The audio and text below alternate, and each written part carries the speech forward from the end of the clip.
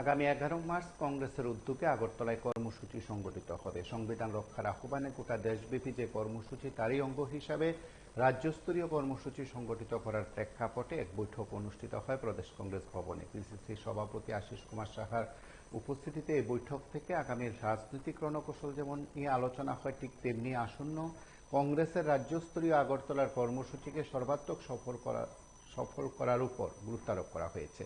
নেতৃত্ব দাবি করেছেন যে ইতিমধ্যে যে কংগ্রেসের বিভিন্ন শাখা সংগঠনের কর্মসূচিগুলো সংগঠিত হয়েছে, বিশেষ করে রাজ্য কনভেনশন বা সম্মেলন সংগঠিত হয়েছে, সবকটিতে কংগ্রেসের বিভিন্ন স্তরের কর্মী সমর্থক সহ সকলের দারুণ উপস্থিতি লক্ষ্য করা গেছে। বিভিন্ন জায়গায় কর্মসূচি সংগঠিত করা হয়। ধর্মনগর, কুমারঘাট, তেলিয়ামুড়া, বিশ্রামগঞ্জ এবং আরও কয়েকটি জায়গায় কর্মসূচি সংগঠিত হয়েছে। প্রত্যেকটি জায়গায় কর্মসূচি থেকে সাংগঠনিক যে বার্তা সেটা দেওয়া হয়। সর্বশেষ উদয়পুরে কর্মসূচি সংগঠিত হয়। প্রায় প্রত্যেকটি জায়গায় কর্মসূচি থেকে রাজ্যস্তরীয় নেতৃত্বের পাশাপাশি সদ্য কেন্দ্রীয় নেতৃত্বের উপস্থিতিতে কর্মসূচি থেকেও আগামীর বার্তা দেওয়া হয়েছে। যতটুকু খবর, 11 মার্চের কর্মসূচিকে আরও বেশি জোরালো করার লক্ষ্যে এআইসিসির প্রতিনিধি পাঠানোর উদ্যোগের কথাও কংগ্রেস নেতৃত্ব জানান। সেদিক থেকে এআইসিসির প্রতিনিধির উপস্থিতিতে এই কর্মসূচি থেকে যে রাজনৈতিকভাবে শক্তির মহড়া দিতে চাইছে কংগ্রেস, এদিনের বৈঠক বোধ হয় তারই নামান্তর। আমরা পিসিসি সভাপতির আশিস কুমার সাহার বক্তব্য শুনি। আমাদের আগামী 11ই মার্চ জয় বাপু, জয় ভীম, জয় সংবিধানের কেন্দ্রীয় জমায়েত আগরতলা, এবং সেটা হবে ওরিয়েন্ট চমনিতে। আমরা এই জমায়েতে আমাদের কেন্দ্রীয় নেতৃত্বদের তাদেরকে আমন্ত্রণ জানিয়েছি। আমাদের এই জমায়েতে সারা রাজ্য থেকে সব কয়টা আমাদের বিভাগ, গণসংগঠন, যা আমাদের সেল, শাখা সংগঠন, সারা রাজ্য জুড়ে তারা তাদের প্রচারাভিযান চালিয়েছে।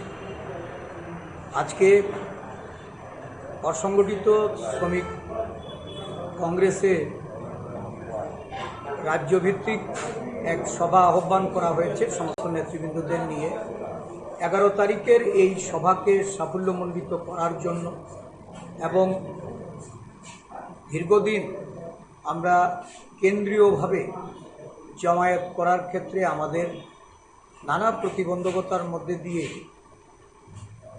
অতিবাহিত করতে হয়েছে, এটাকে চ্যালেঞ্জ রূপে গ্রহণ করে আগামী 11ই মার্চ আগরতলা শহরে যে জমায়েত হবে, এটা আমি প্রত্যাশা করি এটা দীর্ঘদিন পরে কংগ্রেস দল তার সমস্ত শক্তি নিয়ে সংগঠিত রূপে ঐক্যবদ্ধভাবে এই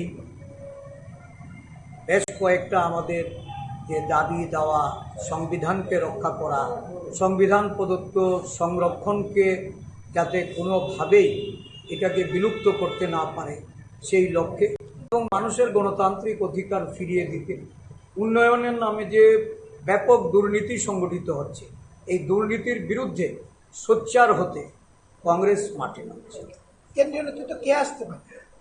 আমরা কানাইয়া কুমারের কথা বলেছি, এবং গুজরাটের যিনি এখন জনপ্রিয় নেতা জিগ্নেশ মেওয়ানি, আমরা ওনাকেও আমন্ত্রণ জানিয়েছি।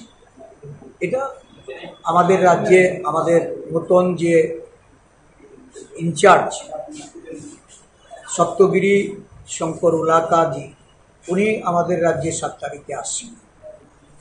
7, 8, 2 দিন উনি রাজ্যে অবস্থান করবেন। অবশ্যই ওনাকেও আমরা উপস্থিতির জন্য আমাদের দলের পক্ষ থেকে আমরা অনুরোধ করি। আপনারা শুনলেন সেখানে কানাইয়া কুমারকে এনে কর্মসূচি সংগঠিত করার উদ্যোগের কথা পিসিসি সভাপতি জানিয়েছেন। আপনারা প্রত্যেকে জানেন যে এই সময়ের মধ্যে কংগ্রেস একাধিক জায়গায় কর্মসূচি সংগঠিত করেছে, বিশেষ করে ধর্মনগর, কুমারঘাট, তেলিয়ামুড়া, বিশ্রামগঞ্জ এবং সুনামুড়াও কর্মসূচি সংগঠিত করা হয়। তার পাশাপাশি উদয়পুরও কর্মসূচি সংগঠিত করা হয়। বিভিন্ন শাখা সংগঠনের রাজ্য কনভেনশন বা সম্মেলন করা হয়েছে। প্রত্যেকটি জায়গায় সেখানে সংবিধান রক্ষার বার্তা যেমন দেওয়া হয়েছে, সংগঠনকে মজবুত করা, কংগ্রেসকে মজবুত করা ইত্যাদি বিষয় নিয়েও আলোচনা হয়েছে। কংগ্রেস এই সময়ের মধ্যে ঘুরে দাঁড়াতে চাইছে এবং এই সময়ের মধ্যে বিশাল সংখ্যক মানুষের মনে কংগ্রেস জায়গা করে নিয়েছে বলে কংগ্রেস নেতৃত্বের দাবি। যেদিক থেকে আসন্ন কর্মসূচি কতটা সফল হবে, কতটা জনগণকে সমাবেশে সামিল করানো যাবে এবং অবশ্যই বলা যায় রাজনৈতিক প্রেক্ষাপটে এই কর্মসূচি সংগঠিত করে শক্তির মহড়া সত্যি অর্থে কতটা দিতে পারে সেটা সময় বলবে। আপনারা সঙ্গে থাকুন, দেখতে থাকুন ভিভি 24।